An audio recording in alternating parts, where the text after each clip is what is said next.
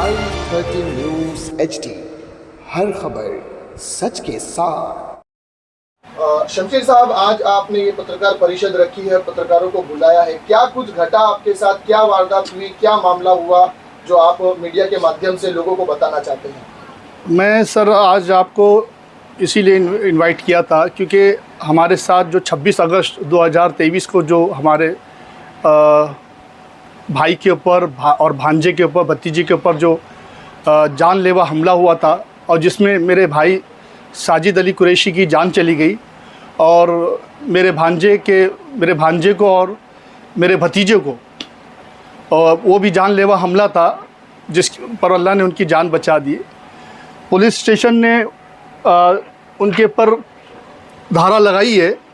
जिसमें जो 302, 307, 326 और 120B यानी प्लानिंग के तहत जो हुआ था तो वो धारा लगाई है। और नो डाउट पुलिस स्टेशन ने अपना काम बड़े अच्छी तरीके से अंजाम दिया है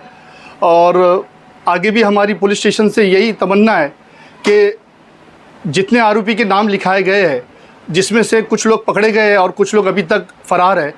तो मेरी इल्तिजा है और मुझे थोड़ा वो भी होता है कि किस कारण जो है अभी तक जो है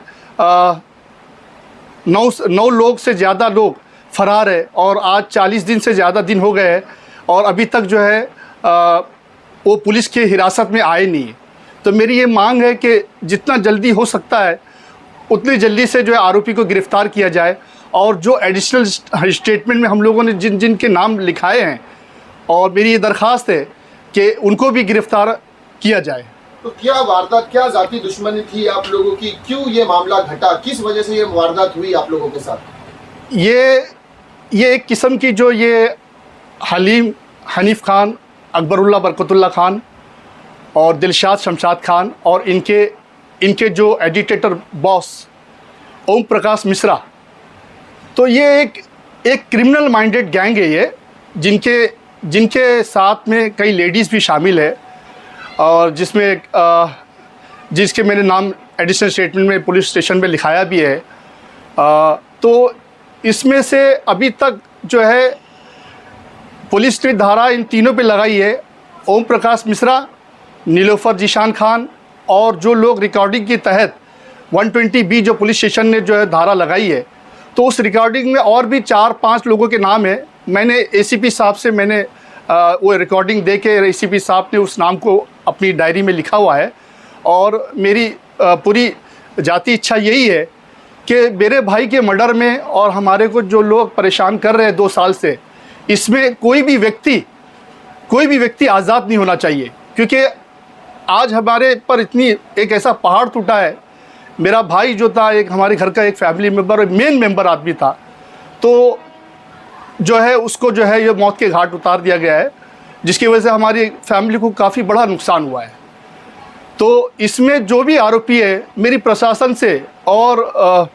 कमिश्नर साहब से, DCP साहब से, एडिशनल जॉइंट कमिश्नर साहब से और जितने भी हमारे जो हायर अथॉरिटीज़ है, मेरी प्रार्थना है और मेरी उनसे इल्तिजा है कि हमारे केस के अंदर कोई भी आरोपी जो है बचना नहीं चाहिए। तो ये जो वारदात हुई थी, क्या ये जो जिन लोगों के नाम आपने बताए हैं, क्या इनके ऊपर पहले भी और कोई मामला थे या ये पहला ही मामला इन पर दर्ज किया गया है? इसमें सर जी, इसमें ऐसा है कि इन लोगों ने जो है हमला हमारे ऊपर जो था, तो देखिए पहले 28 तारीख को मेरे छोटे भाई पे हमला किया था इन लोगों ने उमरवाड़ी में, तो वहाँ पे भी हलीम खान, अकबरुल्ला खान और दिलशाद शमशाद खान के रिश्तेदार लोग, इनके बेटे, इनके भांजे, इनके भतीजे, जिसके नाम FIR में दर्ज भी है, इन लोगों ने जाके मेरे छोटे भाई पे हमला किया था, जिसके वजह से एक FIR लॉन्च किए थे। वो FIR 35/2022। और उसके बाद आपको बताना ये चाहूँगा, फिर इन लोग बाज नहीं आए, ये FIR हमने लिखाया और उसके बाद फिर इन्होंने 4 मार्च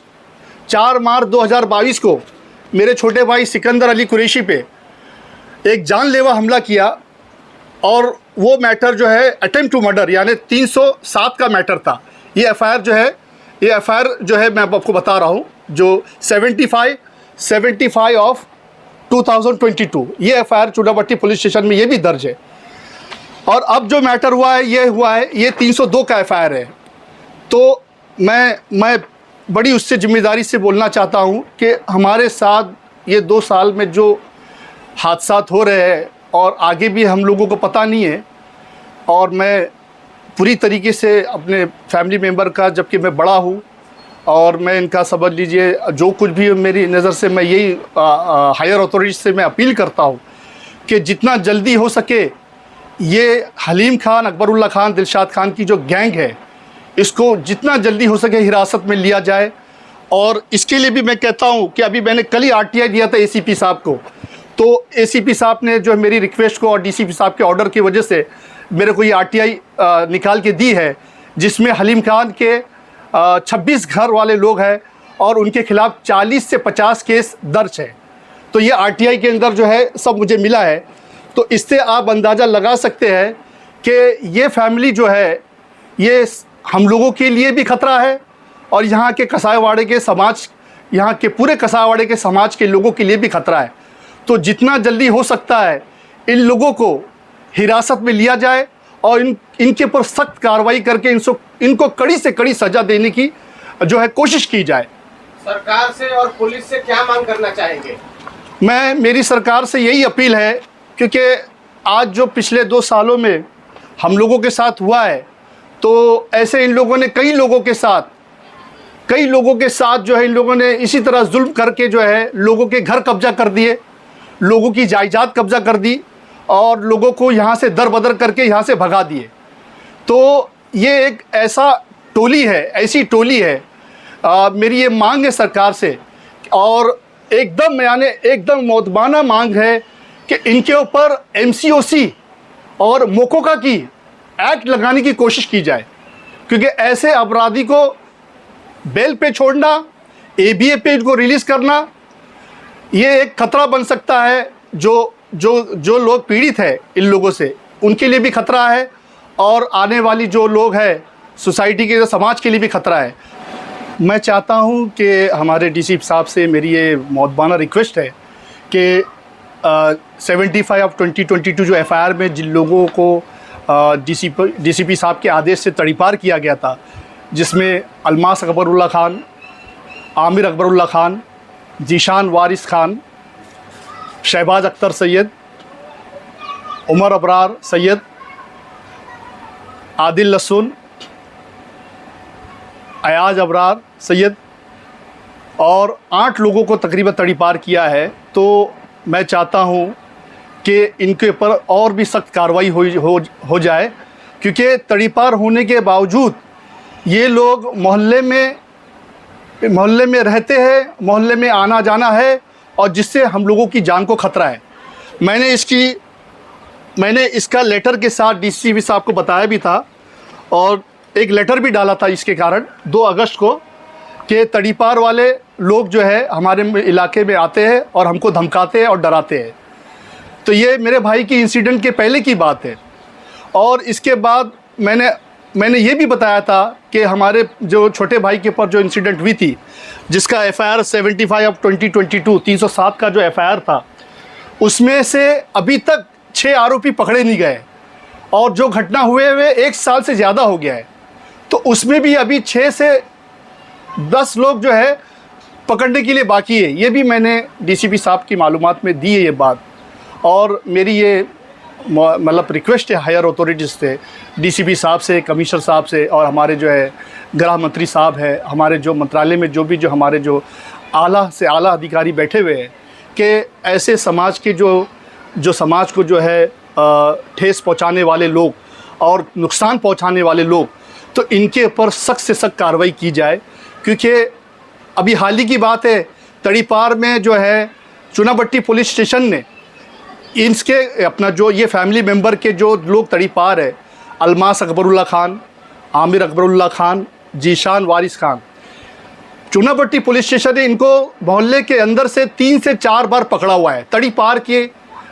की हालत में। तब भी जो है, उसके बाद भी जो है ये व्यक्ति इतने बड़े क्रिमिनल है कि इनको कोई भी प्रशासन का, पुलिस स्टेशन का और कानून का कोई खौफ नहीं है,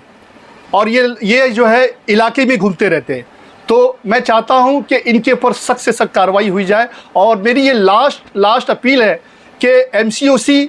और मोकोका की एक्ट इन पे लगाने की कोशिश की जाए, ताकि हमारी फैमिली के मेंबर्स लोग भी जो है आसानी से सुकून की ज़िंदगी जिए, और यहाँ के रहने वाले सोसाइटी के समाज वाले लोग इनके ऊपर भी जो है अमन और सुकून की ज़िंदगी जीने की इनको जो है सआदत नसीब होवे। ये समाज में जो लोग रहते हैं, आपके आसपास के जो लोग हैं या इस इलाके के लोग हैं, क्या कभी इन लोगों ने इनके खिलाफ कोई शिकायत दर्ज नहीं करवाई? सर, अभी तो मामला ऐसा हो गया है कि हमारे मामलात को लेके कोई विटनेस और कोई पंच पुलिस स्टेशन में आके गवाही देने के लिए तैयार नहीं है। हमारे जो भाई थे साजिद भाई, उनके जिगरी दोस्त याकूब बेली, उनके दिल में आया चलो मैं साजिद भाई के ख़िलाफ़ जाके विटनेस बन जाऊं, तो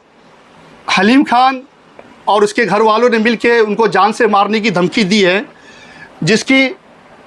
इन्होंने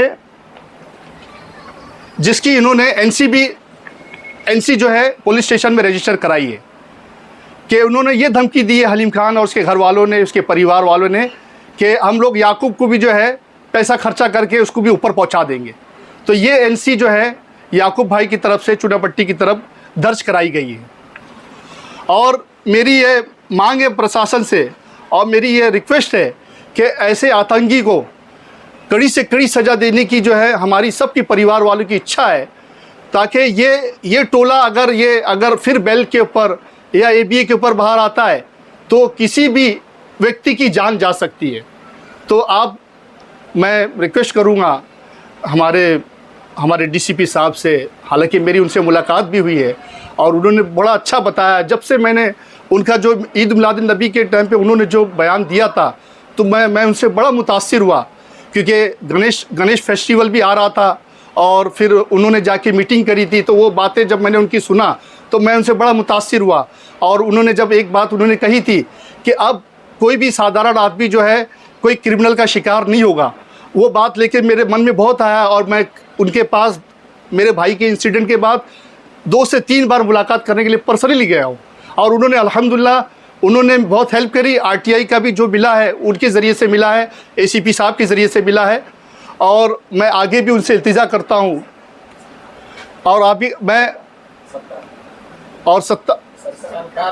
और मैं सरकार से आगे भी इल्तिजा करता हूँ कि आगे के लिए भी ये हमारी रहनुमाई करे और हमारी जो हिफाजत करे, और इन मुजरिमों को हमारे साथ मिलके सख्त से सख्त सज़ा दिलाने की कोशिश करें।